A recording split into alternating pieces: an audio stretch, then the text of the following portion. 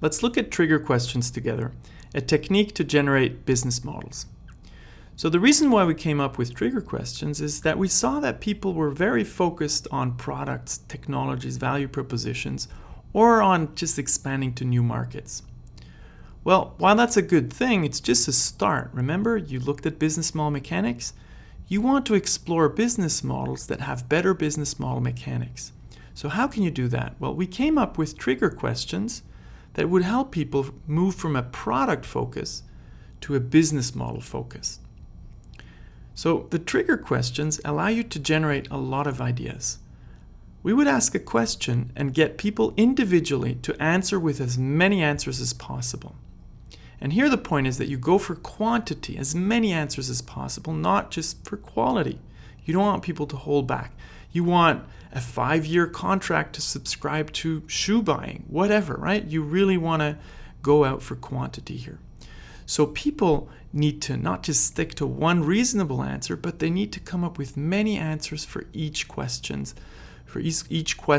so you have a starting point for better business models. So what you really want to do with these 8 questions that we're going to look at is that you want to have at least 40 ideas coming out of this. So let's look at these 8 trigger questions.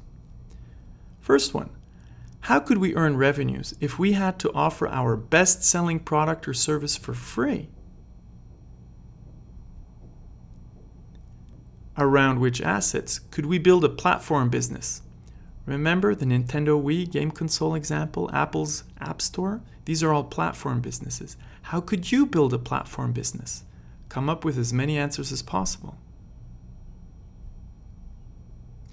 How could we generate more recurring revenues? Remember business model mechanics?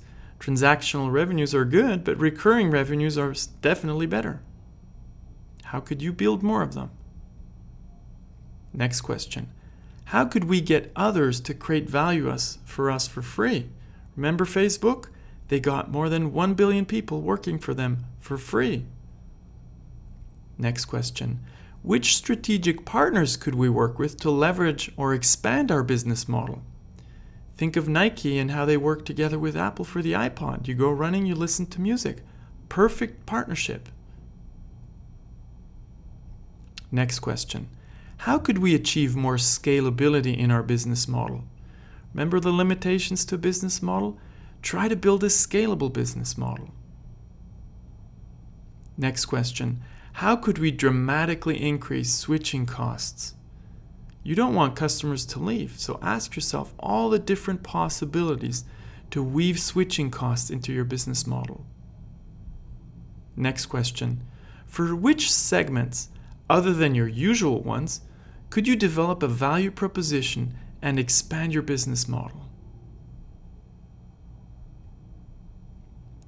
So once you have all those answers, you want to take all those ideas, retain some of them, and synthesize them into a business model prototype. And then, if you have many different teams working on these different business model prototypes, you can have several business models to explore, different alternatives, just like designers do when they come up with a new design. So don't fall into the new product, new segment trap.